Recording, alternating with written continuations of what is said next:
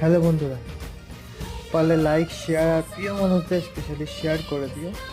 ঠিক আছে? বলো না, কথায় আছে একটা মেয়ে কখনো তার বন্ধু হতে পারে না বা কিছু। একদমই সত্যি কথা। একটা বন্ধু, একটা মেয়ে বন্ধু বা একটা ছেলে বন্ধু তার প্রিয় মানুষের বা প্রিয় বন্ধুর কোনো বন্ধু অনলি বন্ধু হতে পারে না।